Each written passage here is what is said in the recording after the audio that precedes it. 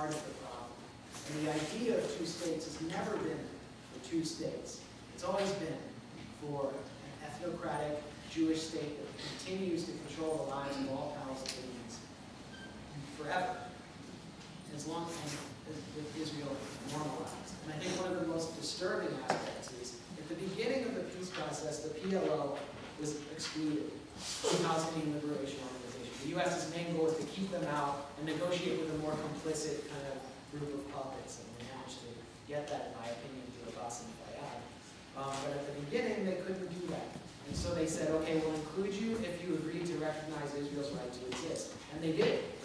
But now they're asking them to recognize Israel's right to exist as a Jewish state. Throughout my whole talk, I talked about the implications of recognizing Israel as a Jewish state in practice. And one of the main things that it means is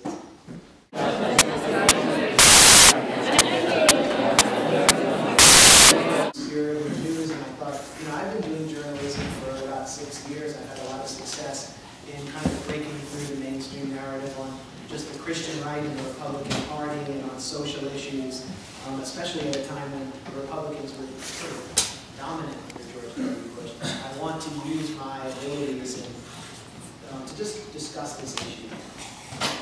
Let's see what happens. So the first thing I did was I went to a rally in favor of Operation Cast Lead in Midtown New York. If there was more time, I'd show you the video.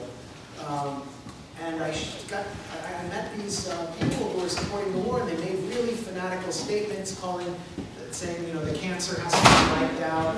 I saw Chuck Schumer, who's one of the leading Democrats in the Senate, a liberal in New York, cheer on the war from the stage. I saw David Patterson, who's the governor of New York, cheer on this attack on Gaza, on the besieged refugee population from the stage. And I saw in front of the stage a banner, one banner, huge banner, easily could have been seen by the speakers, kick Hamas ass, and the other banner said, Islam equals cult of death.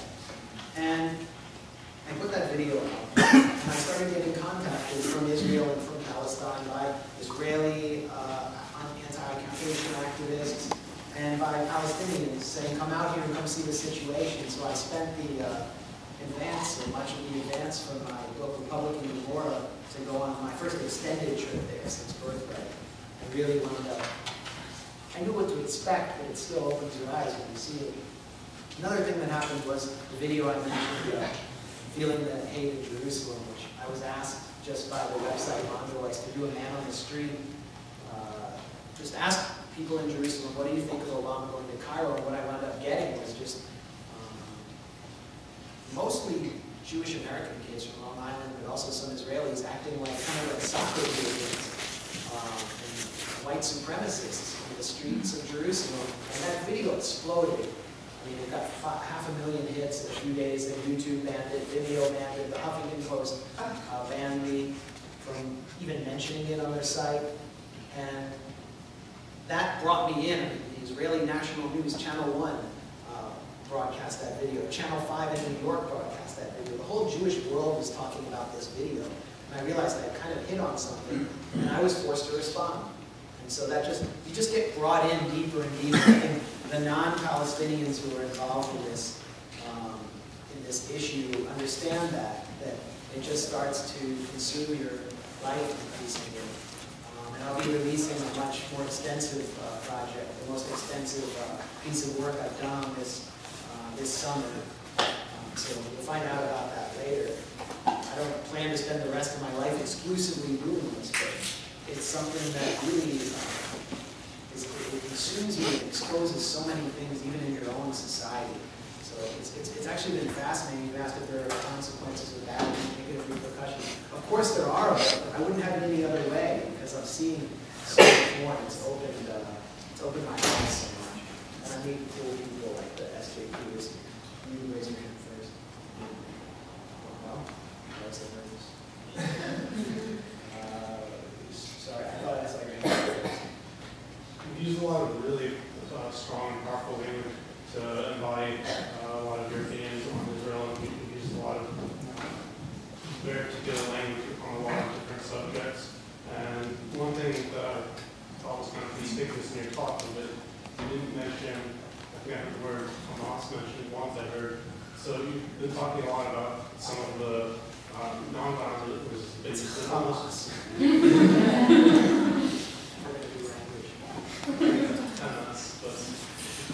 don't know, I keep hearing this a lot when I talk. Either way, would you use very strong language to condemn all of these terrorist organizations that have declared very horrible things, but declared destruction of Israel, declared the annihilation, declared things that I think all of us in this room are fully against.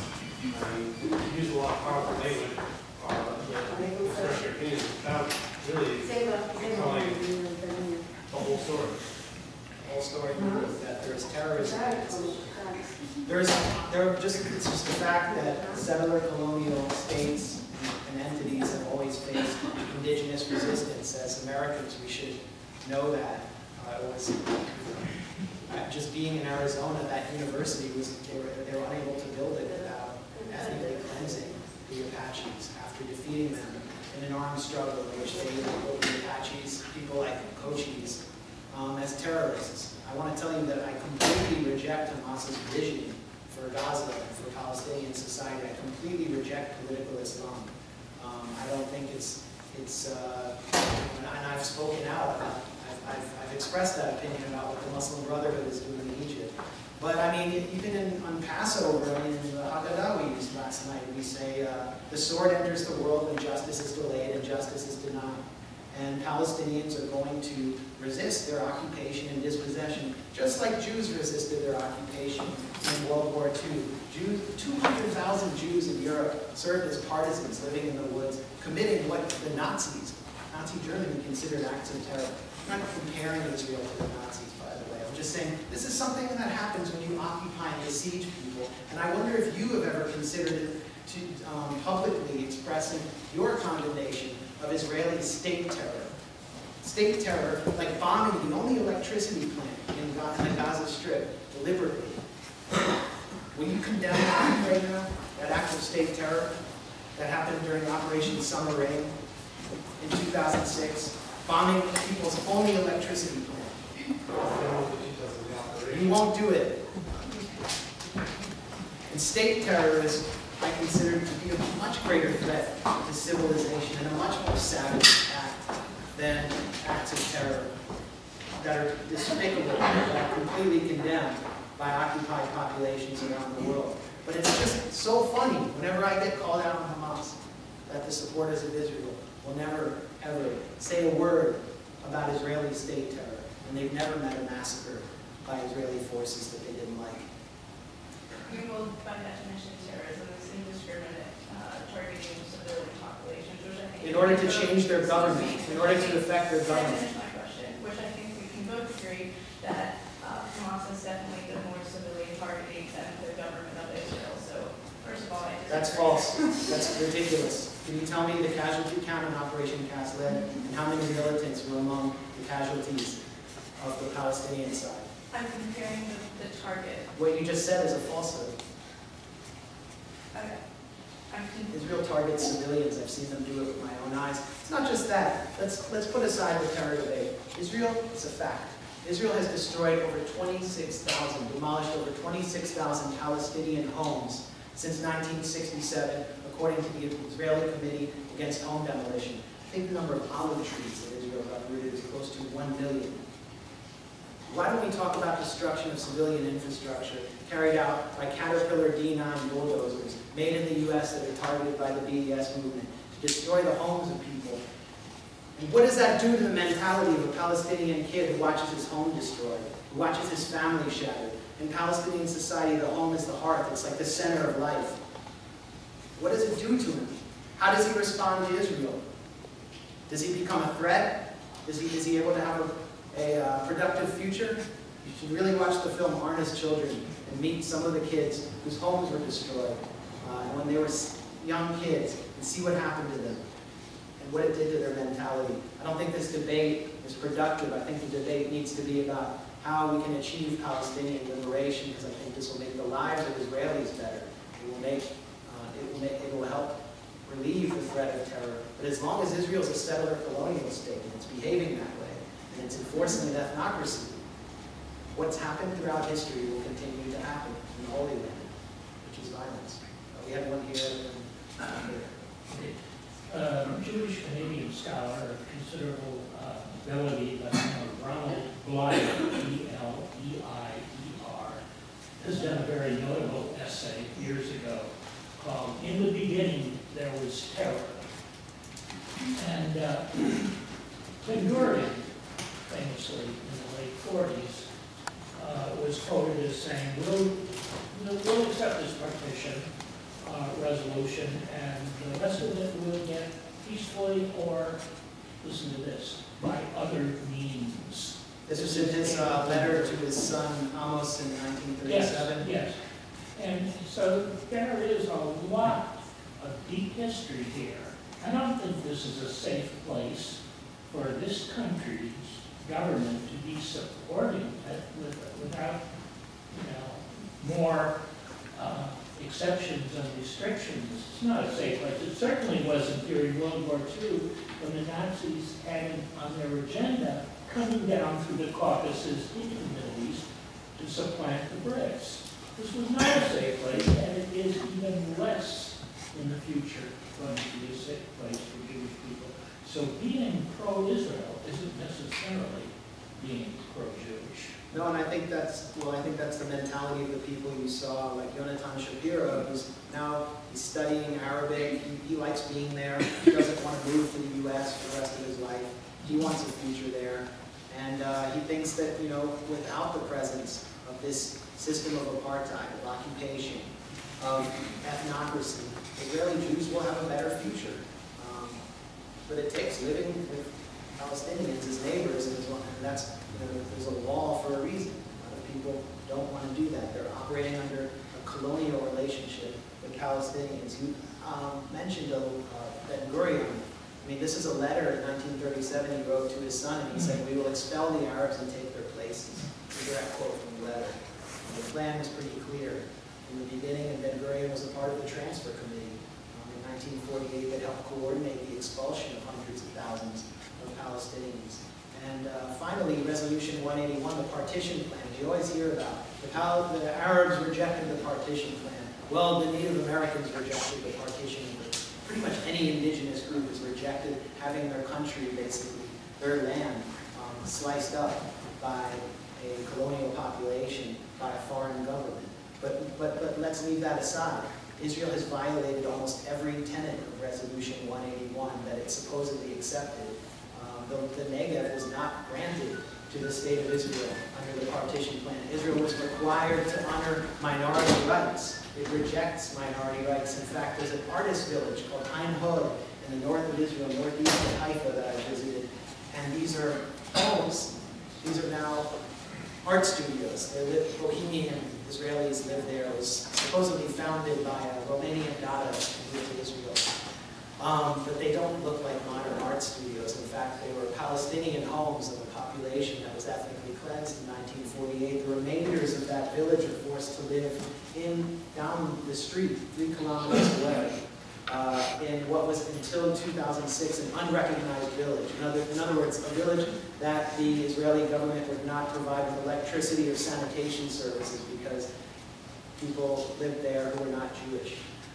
Their mosque has been turned into a bar called Bonanza. That's the kind of thing that's happened across the state of Israel. That is carried out in an explicit violation of Resolution 181, the partition plan. And Israel was required under this plan to form a constitution. To this day, Israel has no constitution. And I will give any of the pro-Israel supporters in this room $100 if they can draw a map of Israel on this napkin. It has no borders. Yes. Well, thank you, Max, for coming to speak to us. As an investigative journalist, did you think your portrayal of birth rate was fair, and why did you choose to include it in your presentation? Because honestly, I felt attacked and a little bit offended. I felt offended as an American, as a UVA student, as someone went on birth rate, and I felt offended as a woman. So I just asked, why did you? What did you just say? I felt offended as an American, The last one. as a woman. Okay. Okay. So I want to know why I included that. So you were obviously offended by the chief funder of Birthright's statement that the Palestinians are an invented people, right? No, mostly like the dancing, So the dancing offended you, but not this statement I that was Palestinians confused as to don't why you exist. included it. I was offended by I'm your asking you. portrayal.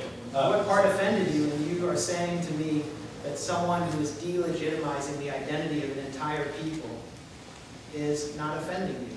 I was offended by your portrayal. You're offended by dancing. That sounds like, you know, an Ayatollah or something. I don't know, I'm sorry. I apologize for going that way. I'm offended by your portrayal of birthwriters as crazy partiers who are just completely oblivious about what's happening in Israel. I think they're encouraged to have a crazy party and be completely oblivious to what's really happening in Israel, Palestine. That's my opinion. That's what you saw in the video. And if you, and I think it reflects very badly on you, the part that offended you is how Birthright came off, rather than these statements that were made about Palestinians.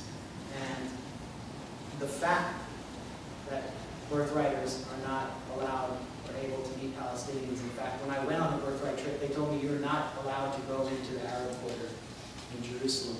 And yeah, really a bad reflection. And I think if you went on Birthright, this really validates your behavior here really validates what I'm saying about it. Because to me, it seems like you remain oblivious to what's happening. That's just my impression. I just didn't know if you felt it was a fair representation as an investigative journalist. I do. Okay. But maybe you can produce another one. You're welcome to do that. Thank you. So, looks like we're about out of time. It's at 40. Thank you to Mr. Blumenthal